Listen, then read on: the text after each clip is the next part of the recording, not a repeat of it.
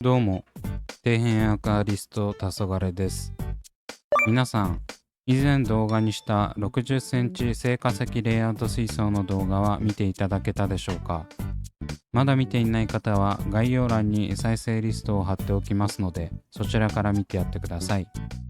自分の好きを詰め込んだこの水槽、結構苔まみれになってはいるものの、だいぶ時間も経過したので、次なるフェーズへ移行したいと思います。この水槽はとことん自分の好きなものを突き詰めると決めているため、今回は珍しい生態を購入して群営させていくので、ぜひ最後まで見ていただければ幸いです。それでは早速やっていくんですが、今回の購入先はいつものペットバルーンです。最近ずっとペットバルーンでの購入生態ばかり紹介してますね。便利だから仕方ないです。購入時期はだいぶ暖かくなってたと思うので、ネット通販を利用するにはベストな気候でした。今回お見せする生態はこちらに入ってます。若干飼育水が茶色いので、ブラックウォーターで飼育されていたんでしょうかね。ちなみに他にも生態を購入してます。こっちも若干ブラックウォーターっぽい気がします。この生態もまた紹介できればと思ってます。続いて出てきたのはこちら、アヌビアスナナプチフ入り。通常のアヌビアスのフ入りはよく見ますが、プチは珍しいですよね。石付きなのでそのままドボンでいいのが良かったです。ちなみに価格は2380円。続いて出てきたのはこちら、ブセファランドラブラウニーブルー。こちらは最近はもうブセファランドラの組織培養でおなじみになってきたイージーグロープランツのブセです。他にもブラウニーゴーストやブラウニーパープルなどがあるんですが、ブルーという品種は比較的最近になって流通しだしました。未だに入手性が悪く、他の組織培養ブセに比べて手に入りにくいです。このブセ、ポットで栽培しているんですが、個人的にはこのシリーズのブセでは一番好きです。結構かっこいいんで、見かけた方はぜひ購入してみてください。価格は2480円。続いて出てきたのはこちら。またしてもブラウニーブルー。この時は出てすぐくらいの頃で複数個買っていたようです。しかしうちには1カップ分くらいのブラウニーブルーしか残ってないんですが、なぜでしょうね。次に出てきたのもブラウニーブルーでした。こうやって動画で振り返ると結構買ってるんですよね。なのに手元に残ってる水草はだいぶ少ない。いくらぐらいの組織培養水草をこの手で溶かしてきたかはもう考えたくないですね。こんなに買っていたという事実に気づいて自分が一番驚愕してます。もっと購入品を深掘りしていくとなくなっている水草が大量にありそうです。続いて出てきたのはこちら、ハイグロフィラアラグアイア。価格は1680円。こちらはトロピカのワンツーグローですね。このハイグロフィラアラグアイアは今もしっかりポット内で生き残ってくれています。正直ポットで適当放置育成が成功するかは組織培養水草の種類によるので、超反博打的な要素があります。もっと手をかければいいんでしょうけど、手に入れたいが先行してあとは適当になりがちなんです。ちなみに ADA にはこれと似たアラグアイやレッドシャープリーフハイグロという組織培養水草があるんですが、これとは違うんですかね。組織培養の中の草を見ると結構似てる気がします。そんな感じで今回導入する生態にも、現在は溶けていなくなったブセなどの水草を大量購入していたようです。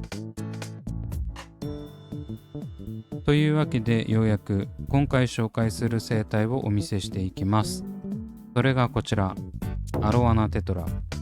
価格は1580円。こちらは以前動画でも紹介したアロワナの名を冠するテトラです。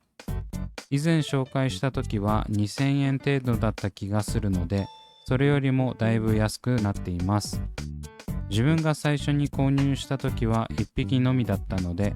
増やしたいと思ってアクアショップを巡ったりもしていたんですが、その時は確か1匹4、5千円してたんで諦めました。いかにペットバルーンが安いのかがわかりますね。こちらのアロワナテトラはブラジル・リオネグロのカイクビ産のようですが、以前購入したアロワナテトラとどういった違いがあるのかはよくわかりません。今回は5匹購入させてもらいました。なかなか手に入らないので、この機会に一気に購入した感じです。アロワナテトラはカラシン目カラシン科グナトカラックス属に属しており、アマゾン川流域、ネグロ川流域原産のカラシンの仲間です。常に市場に流通しているわけではないところを考えると、チンカラと呼ばれる種類になるのではないでしょうか。最大体長5から7センチ、水質は弱酸性から中性、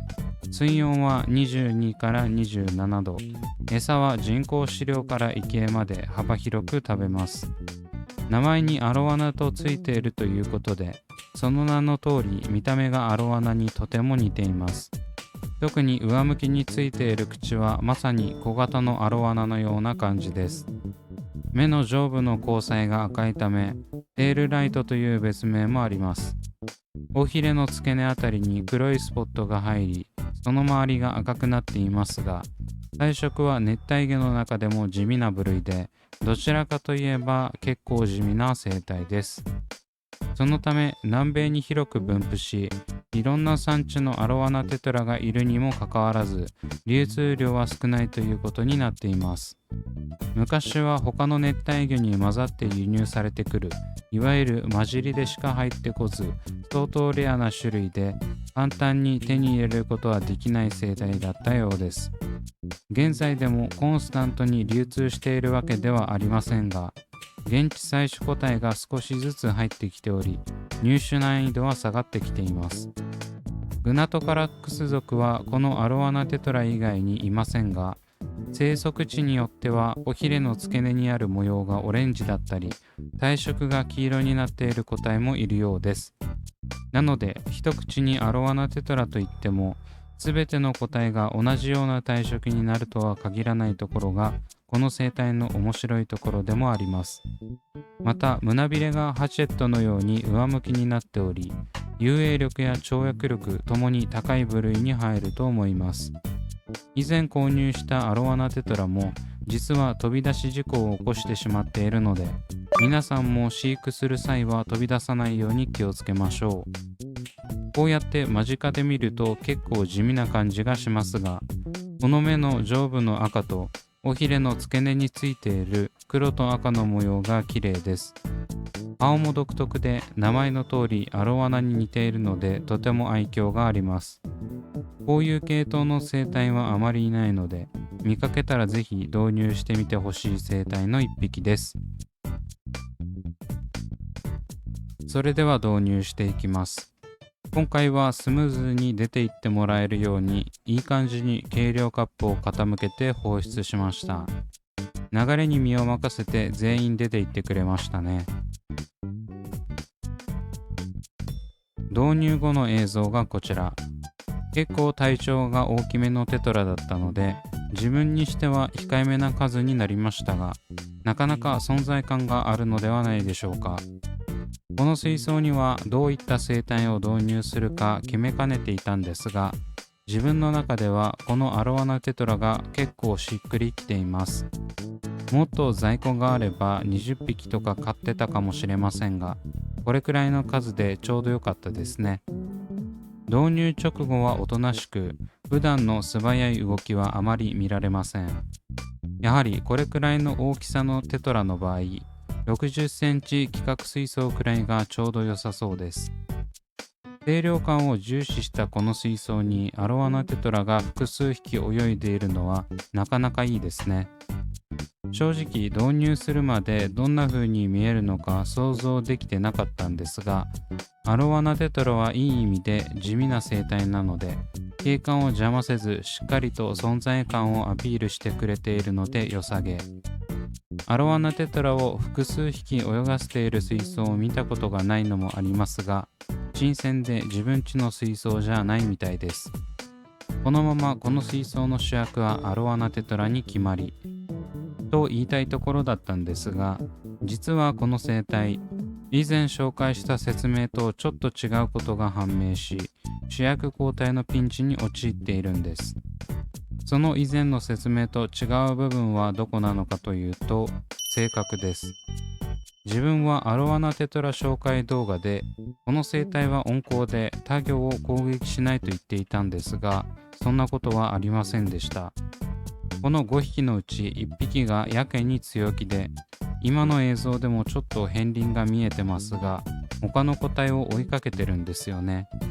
これはガチの誤算で、個体差というのもあるとは思うんですけど、アロワナテトラを複数匹導入した時の状態と、1匹のみ導入した状態では行動に違いが出るようです。最初に紹介した時は1匹のみ単独で導入したため、アロワナテトラよりも小さい生態と一緒に混泳させていても問題なかったんですが、複数匹いると途端にオラつき出す個体が出るのかもしれません。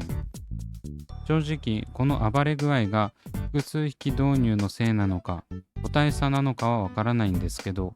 少なくとも全員が温厚というわけではなさそうです。生態紹介動画の際は必ず複数のサイトから情報を集めて解説しているんですが、やはり実際に何度も飼育してみないとわからないところもありますね。